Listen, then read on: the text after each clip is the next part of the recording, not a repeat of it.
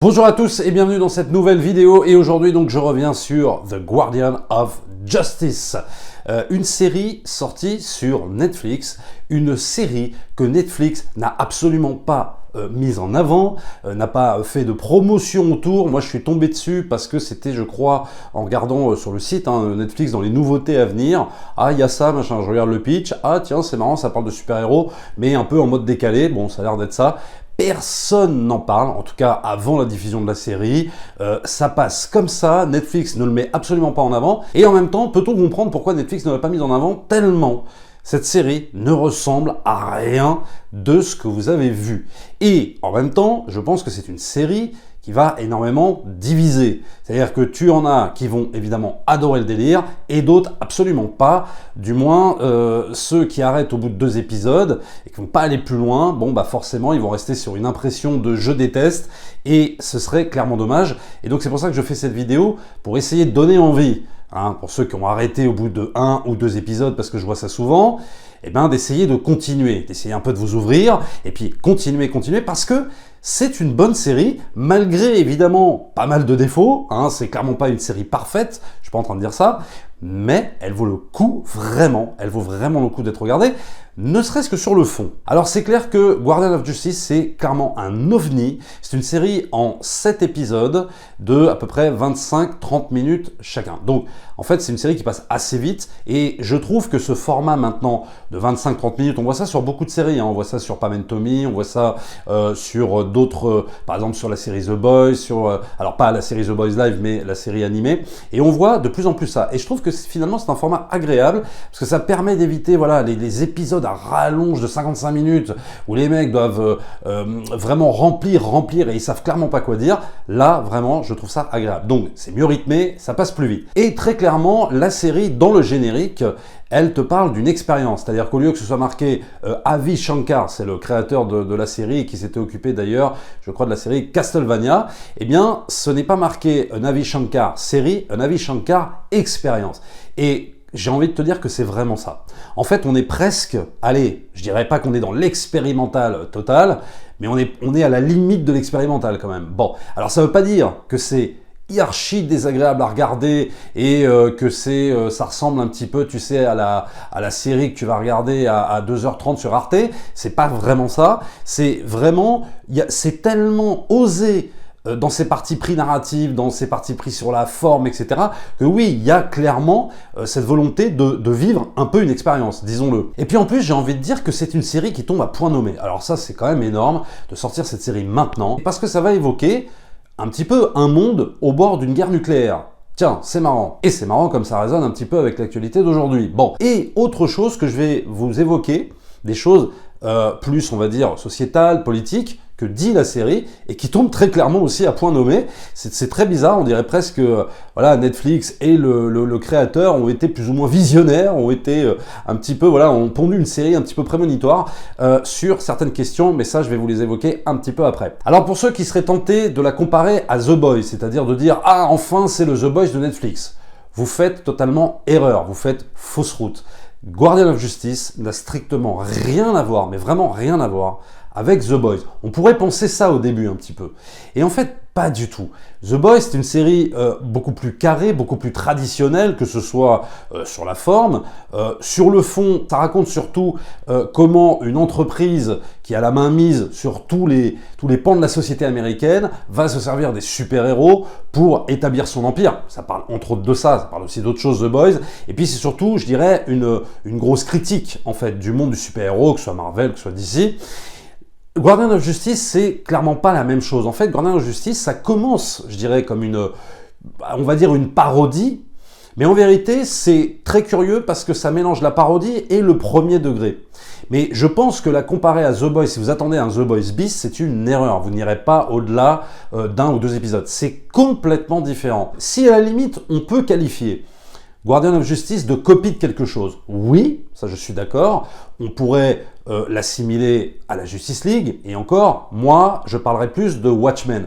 Alors évidemment, calmons-nous, c'est clairement pas du niveau de Watchmen. Attention, hein, je suis pas en train de dire que c'est Watchmen. Bon, mais il y a cette volonté de repomper quand même, disons-le, hein, de copier beaucoup d'idées de Watchmen, et notamment un point de départ hein, qui va être un peu similaire, je trouve, à Watchmen, et dégrainer un petit peu l'intrigue comme ça, un peu façon Watchmen, mais évidemment, je dirais en moins subtil, en moins fort. Bon, on n'est pas du tout dans le chef-d'œuvre Watchmen, mais ça y ressemble. Et donc, en gros, de quoi ça parle? Ça parle du plus grand des super-héros, qui s'appelle Marvelous Man, qui se suicide en direct à la télévision avec une balle, juste une balle qui peut le tuer. Nighthawk, un espèce de vieux super-héros qui ressemble un peu à Batman, se met à enquêter alors que le monde, sans son protecteur, menace de sombrer dans la guerre nucléaire. Tout le monde est suspect, même les gardiens. Alors ça, pour moi, très clairement, c'est un peu le côté Watchmen, c'est-à-dire que tu as au sein d'une même ligue un super-héros qui meurt et tu vas avoir une enquête. Dans Watchmen, c'est Rorschach, là, c'est le fameux Night Owl. Donc, c'est pour ça que je parle beaucoup de Watchmen. Et surtout que cette fameuse référence à Rorschach, donc par rapport au personnage de Night Owl, il prend à peu près la même voix que Rorschach, t'entends beaucoup de voix off, oui, comment ça se fait qu'il est mort, qui est suspect, je vais devoir enquêter, etc. Donc, il y a vraiment, vraiment, pour moi, bien plus ce côté Watchmen que la Justice League, hein, très clairement. Et après, on a énormément de références, on va dire, elle est parodique, puisque par exemple, on va avoir un personnage joué par Denise Richards, le grand retour de Denise Richards, qui va par exemple jouer la nana en fait de ce fameux Marvelous Man, et qui s'appelle Laura Lewis. Bon, voilà, on a compris les références. Il va y avoir tout un tas de références, tout un tas de noms plus ou moins similaires, avec des super-héros que vous connaissez vraiment très bien, que ce soit chez DC, que ce soit chez Marvel. Je dirais qu'il y a peut-être un peu plus de chez DC. Mais il va y avoir voilà, énormément de références par rapport à ça. Donc, est-on dans la parodie ou est-on dans l'hommage? C'est là où on peut se demander, moi je pense qu'on est peut-être plus quand même dans la parodie, mais on peut y voir quand même à certains moments voilà, un certain hommage du créateur par rapport à évidemment sa passion qui sont les comics, et ça transpire bien évidemment la passion des comics dans cette série. Et en plus, je continue un petit peu dans les parallèles avec Watchmen, l'action se passe dans les années 80. Voilà, donc là, très clairement, on est vraiment dans une volonté disons, de refaire Watchmen, mais à sa sauce. Voilà, avec beaucoup moins de subtilité, mais on a envie de le refaire, quoi. Alors, comme je disais déjà sur la forme, c'est une série qui ne ressemble à rien de ce que vous avez vu. Et en fait, c'est ce qui en fait sa force. C'est-à-dire qu'au départ, tu regardes le premier épisode, bon moi, j'avoue que j'ai été assez emballé tout de suite. Mais je peux comprendre qu'on soit totalement hermétique à ce genre de série et la façon dont la série est montée. C'est-à-dire qu'en fait, c'est une série qui va mélanger prise de vue réelle et prise de vue animée. C'est une série qui va mélanger même des prises de vue de jeux vidéo, 8 bits, console 8 bits, 16 bits, voilà, avec d'autres prises de vue réelles, etc., etc. Donc en fait, c'est une série. Pourquoi moi je la défends, en tout cas sur la forme? Parce que c'est une série où tu ne sais pas en fait à quelle sauce tu vas être bouffé à la prochaine séquence, à la lecture du prochain épisode, et c'est ça que j'aime. Bien souvent, on est extrêmement formaté en fait, que ce soit n'importe quelle série que tu regardes, il y a une ADN en fait, il y a une ADN sur l'image à laquelle tu es habitué et à laquelle les showrunners, les producteurs ne vont pas déroger. Là, tu sens qu'ils sont en totale liberté et qu'ils font absolument ce qu'ils veulent. C'est-à-dire que même s'ils t'ont habitué à un mélange de prise de vue réelle à celle animée, eh ben il se peut que quand tu lances le troisième épisode, ça commence pas du tout de la même manière et que ça aborde carrément autre chose encore. Donc c'est là où moi je défends en fait cette liberté totale créatrice et qui n'est pas en fait handicapante, en tout cas pour moi, par rapport à ce que raconte la série sur le fond. C'est ça qui est important, c'est-à-dire qu'en fait la forme, pour moi, n'empiète pas vraiment sur le fond, parce que en fait le fond est suffisamment fort pour que justement on ne soit pas gêné en fait par cette forme complètement délirante. Mais c'est ça qui est génial, c'est totalement rafraîchissant. Oserais-je dire que c'est du quasi jamais vu? Je ne sais pas. Mais moi, j'en ai pas beaucoup vu des séries comme ça, vraiment. C'est pour ça que je peux pas la comparer à The Boys. The Boys, à côté, c'est extrêmement classique. Pour vous dire, pourtant il y en a qui ont qualifié The Boys à l'époque de série complètement folle, etc. Même moi, hein, bien sûr. Mais là, c'est encore plus dingue. C'est encore plus dingue parce que tu ne sais pas ce que tu vas voir. Dans The Boys, tu sais à peu près à quelle sauce tu vas être bouffé. comment telle scène va être filmée, comment telle thématique, qu'elle soit politiquement incorrecte ou pas, va être amenée. C'est-à-dire qu'au bout d'un moment, au bout de 4 épisodes, tu comprends le mécanisme. Là, tu ne peux pas comprendre le mécanisme parce que le mécanisme, il n'y en a pas. Voilà. Et c'est ça, pour moi, je dirais, le gros avantage de cette série.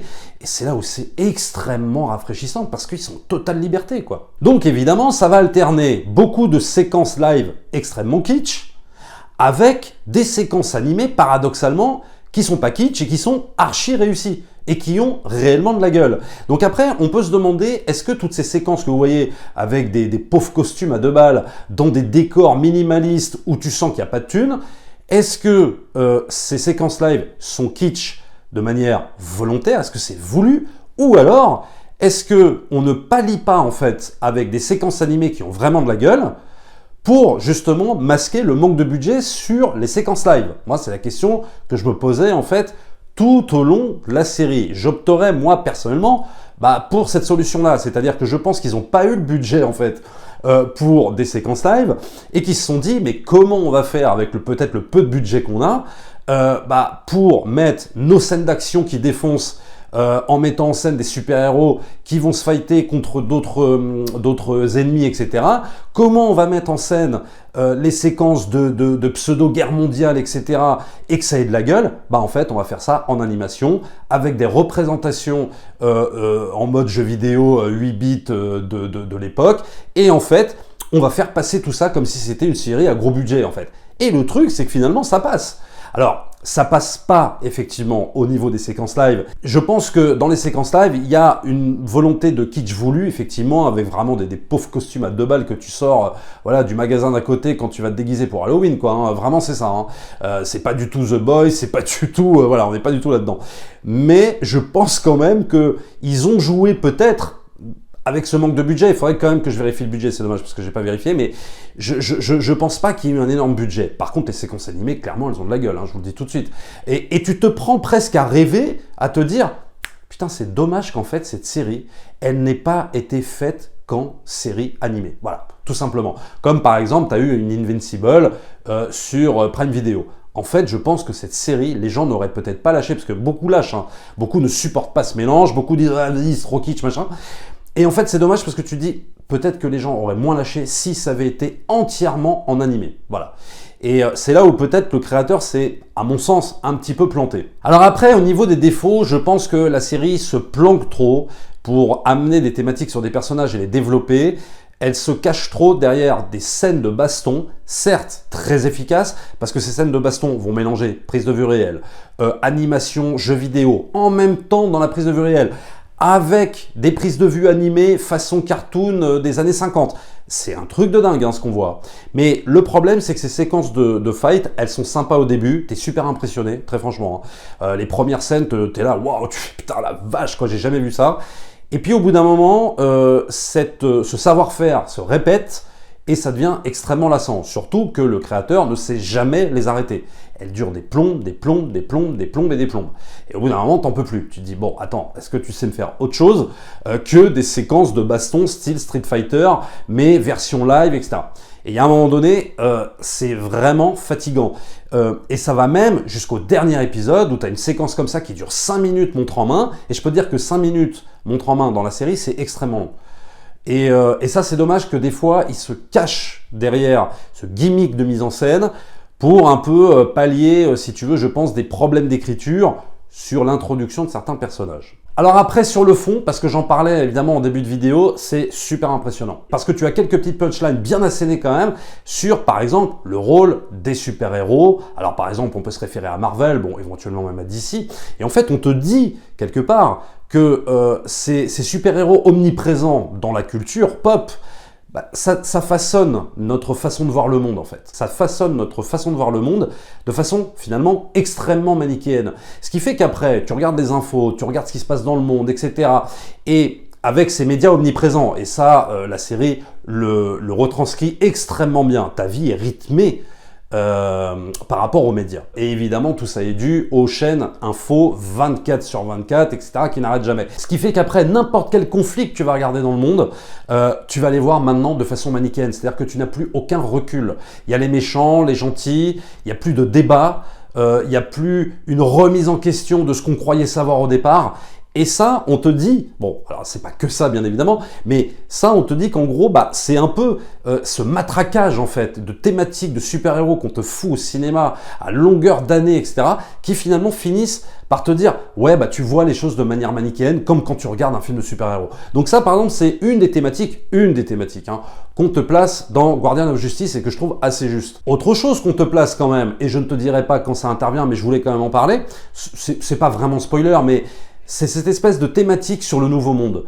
Et ça, c'est hyper pertinent. Où le but, en fait, est de te vendre un monde beaucoup plus safe, beaucoup plus sécurité, face aux dangers du monde, en lavant évidemment le cerveau des gens, en leur disant qu'ils trouveront leur liberté à travers l'obéissance. Et en gros, on te parle de tyrans qui ont le costume, en fait, de grands libérateurs, de grands super-héros, mais qui, en fait, cachent complètement un plan tyrannique. Et ça, c'est marrant, parce que ça fait écho aussi avec le monde d'aujourd'hui.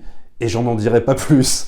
Donc ça, c'est une des thématiques que te raconte quand même Guardian of Justice et qui est vraiment, vraiment pertinente. Donc c'est pour ça que je dis que c'est vraiment une série, mais qui arrive à point nommé. Ça pouvait pas mieux tomber. Et j'en veux pour preuve, évidemment, ces 2 derniers épisodes très particuliers qui finalement révèlent plus ou moins le potentiel de la série qu'on nous promettait un peu au début. Et c'est pour ça que je disais que c'est très paradoxal parce que oui, on voit une parodie, très clairement. Il y a beaucoup d'éléments parodiques, bien sûr, mais qui paradoxalement vont se mélanger avec beaucoup de premier degré. Et ce premier degré, du coup, bah, la série le révèle enfin.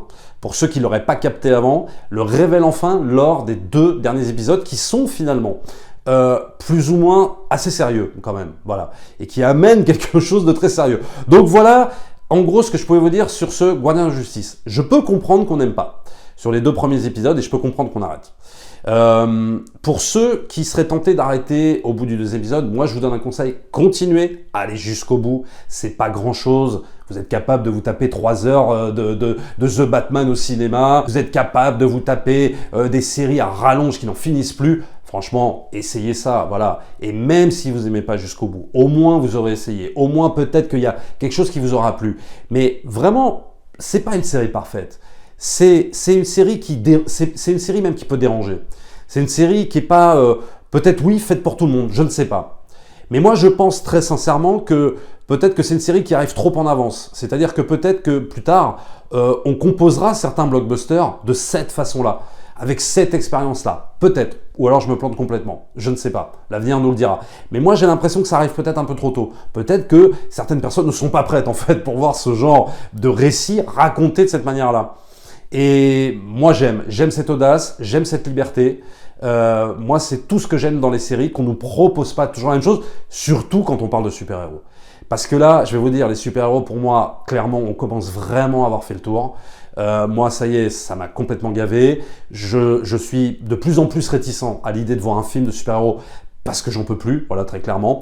Il y aurait peut-être que le Snyderverse, évidemment, qui pourrait me faire changer d'avis. Et encore, je vais vous dire, je suis très content que Zack Snyder aille vers autre chose, par exemple sur ses prochains projets Netflix. Mais voilà, moi je pense que maintenant il faut aller vers autre chose. Ou alors, si tu racontes les super-héros, bah, tu peux les raconter de cette manière-là. Et là, moi je suis OK. Voilà ce que je voulais vous dire sur cette série. Abonnez-vous à la chaîne si ce n'est pas encore fait, likez, partagez comme d'habitude. Et nous on se retrouve très très vite pour une prochaine vidéo. Ciao!